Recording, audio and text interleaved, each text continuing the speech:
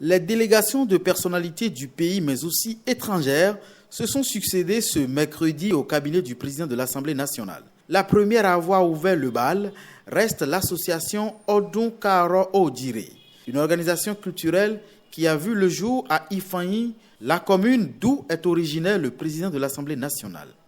Après son élection, on s'est dit que ça va être justice de venir lui présenter nos félicitations.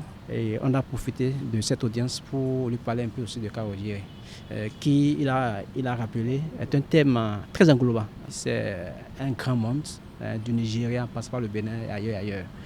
Aujourd'hui, c'est Ifanyi qui est en train de porter ses flambeaux dans l'espoir que dans un avenir proche, on va trouver la formule idéale pour que tout ce qui est Yoruba, que ce soit au Bénin et ailleurs, puisse quand même se retrouver. À la suite du comité d'organisation de Odun Karo Odire, le président de l'ONG Al-Cré, connu pour la promotion de la bonne gouvernance et de la lutte contre la corruption.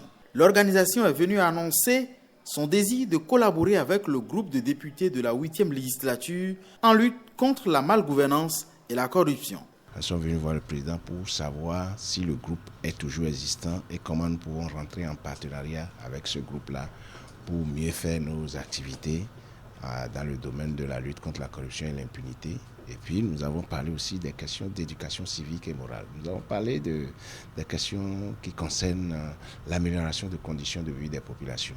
Le président s'est réjoui de ce que nous sommes venus et il est content de ce que la société civile en général est en train de faire dans le cadre du développement de notre pays. Les responsables de la fondation Malay Hossou, quant à eux, sont venus féliciter le président Vlavonou pour son élection à la tête du Parlement béninois et souhaitent que celui-ci soit leur porte-parole auprès du président de la République. Le président Patrice Talon reste un grand soutien de la communauté musulmane du Bénin avec à l'appui plusieurs actions.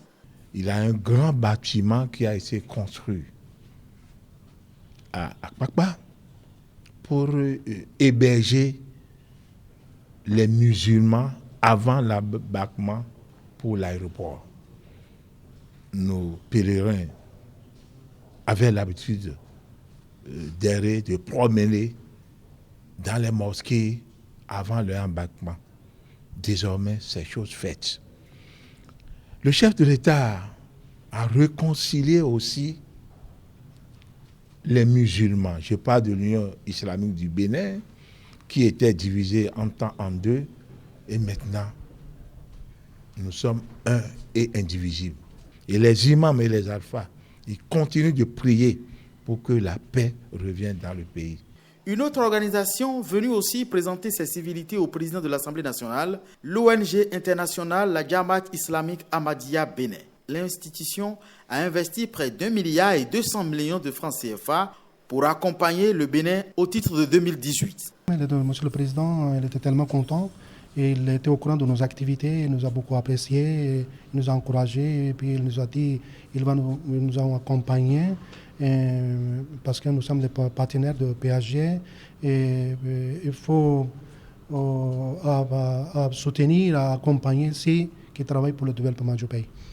Et enfin, une délégation du Conseil national des cultes endogènes venue solliciter l'appui du président Vlavonou pour l'adoption d'un texte de loi devant rétablir les cultes endogènes dans leur dignité au Bénin.